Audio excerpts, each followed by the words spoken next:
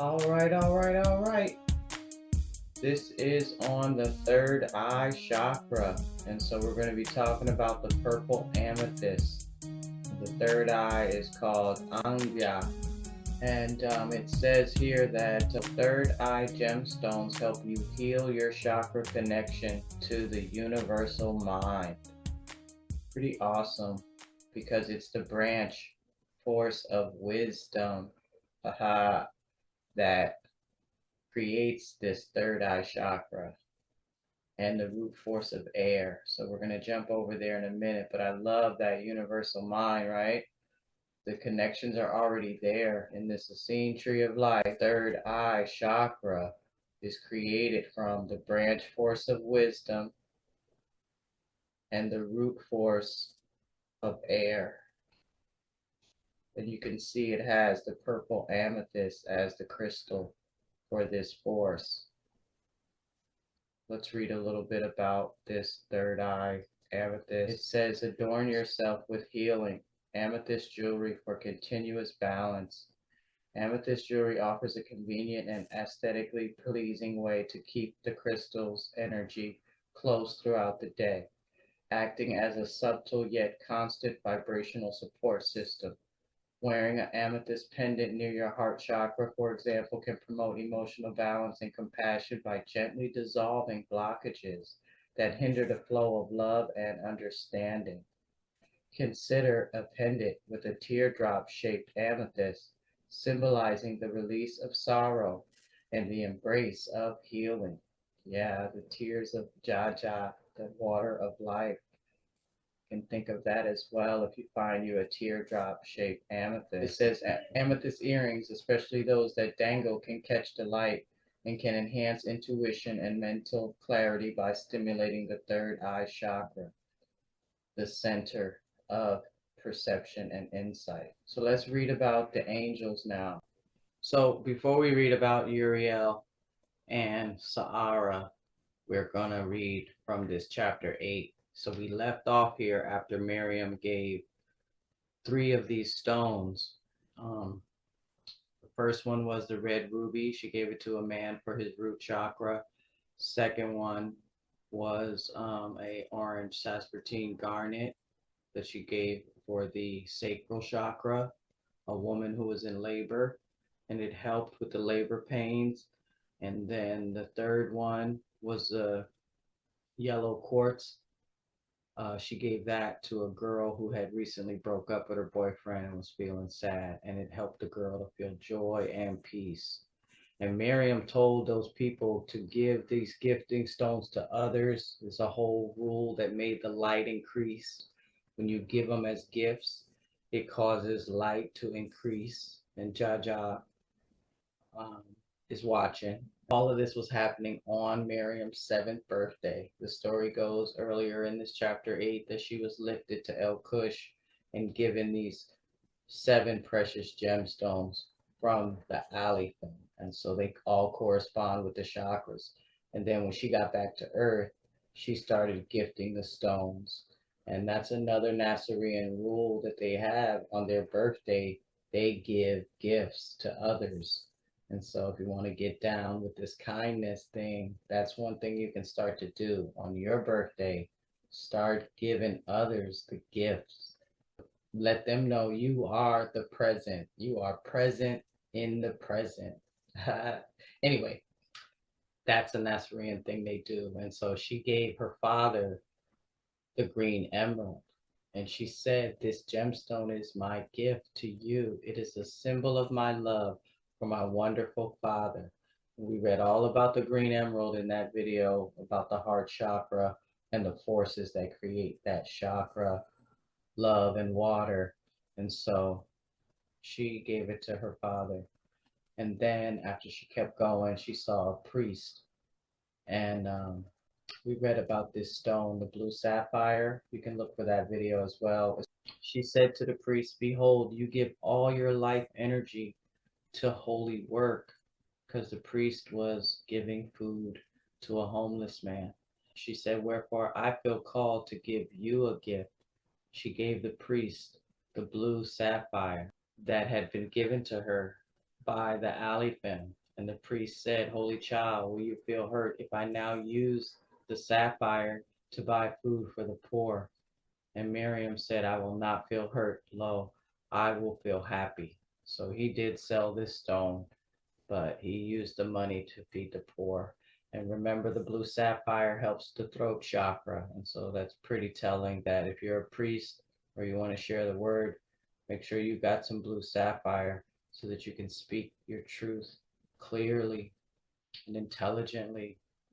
And then now we're on this third eye chakra. And so she goes and gives that to her teacher. His name was Bar Hesed. She said, I brought you a gift. The Holy Child handed her wise teacher the purple amethyst, saying, This is the wisdom stone. And lo, you, Bar Hesed, are the wisest teacher in our village. Bar Hesed replied, Any wisdom I have I owe to the breath of life that comes from Jaja and Elohim. But in truth, my job in life is as much to be a gesture as to be a wise man. Miriam, she's 7 years old, she said, Your humility is a sign of your wisdom, but it is true that you are also a great gesture. So now I'm going to just go and read about Uriel. It says that the firstborn of Abigail and Isha was twins, a boy and a girl. And the boy was basically the oldest because he dropped first from the womb, and his name was Uriel, which means light of Elohim. It tells us about Enoch because Enoch would have been his little brother, and how wise Enoch was. And Enoch was so wise that he made Uriel his chief consultant, for he knew that the wisdom of his brother was equal to his own and surpassed that of any other man or woman once their parents were killed, because that's who Abigail and Isha, they were killed and they ascended.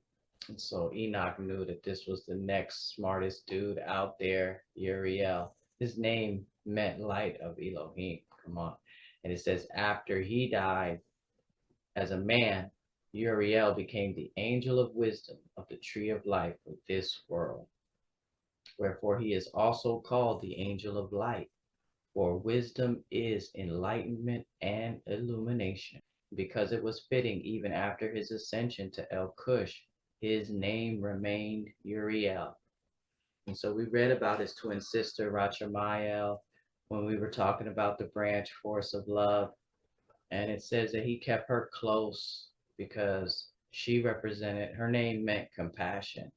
So he was so wise, he knew about this love thing. And this, brothers and sisters, branch triad here is really the first holy creative trinity in the unmanifested realm. And I'll just say that if you know the story of Yah, you know that it was divine mind and divine heart that gave birth to the first child, which was the gracious wish. And now we have it on the tree of life as wisdom, love, and power is their child. And it's pretty awesome. I made a whole song about it. Mate your wisdom with your love, and you will be the one power maker.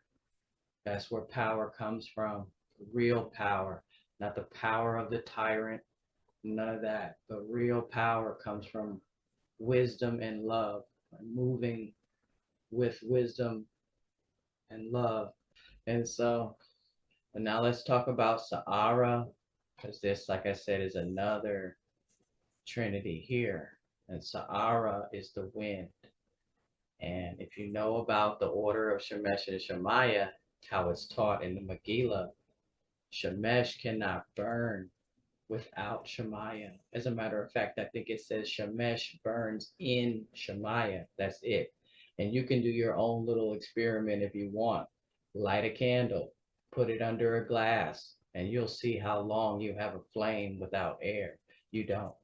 And so that's what we're taught in the Megillah about this triad.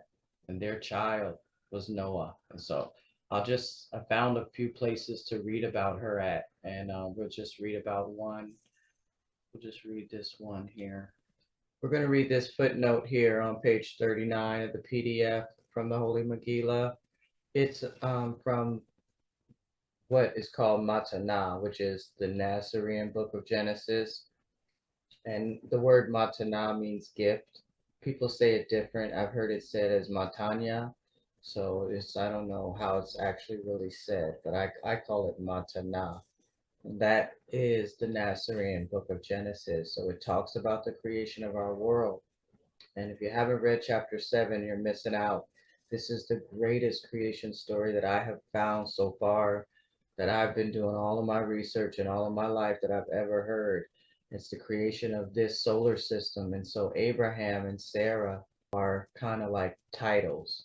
It says Abraham is his personal name, and Abram is the office he holds. And so we're climbing this ladder because one day you will become an Abraham or a Sarah. And then it even says in this chapter 7 that if everything goes well and the majority of the souls that they were the overseers of graduate, then that Abraham and Sarah go on to even greater, higher levels. And so that's why I said, man, we got to keep climbing this ladder. So it tells us that Sarah is her personal name, and Sarah is the office she holds. Her name, Sarah, literally means whirlwind, but as described in a previous footnote, is the Nasarean term used to describe the spiral dance of Jade and Jannah. It's called a Sarah. It says, thus, this whirlwind is not simply an ordinary whirlwind, but a mystical, creative whirlwind involving the breath of life. Sarah means princess. So that's why I like what Bar has said to the little lady Christ, that any wisdom I have, I owe to the breath of life that comes from Jaja and Elohim. Yes, he was very wise.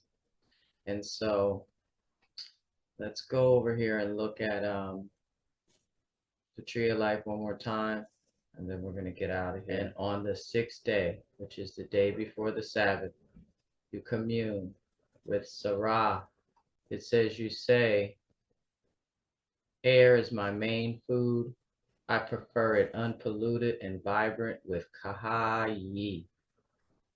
And on the evening of the 6th day after Sabbath, you say, angel of wisdom, the highest wisdom enlightens me. All right, we got one more force to talk about. That's the crown chakra. And that's created by the center branch and the center root. And we also have to talk about the center of the tree of life, because there's the Holy One, the only one, Holy Kanoki, that is the gatekeeper. And that, my friends, is another triad, because this is Abigail, who became Gabriel, his wife Ishael, and their child Enoch.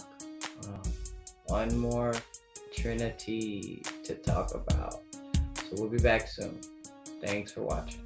Stay tuned.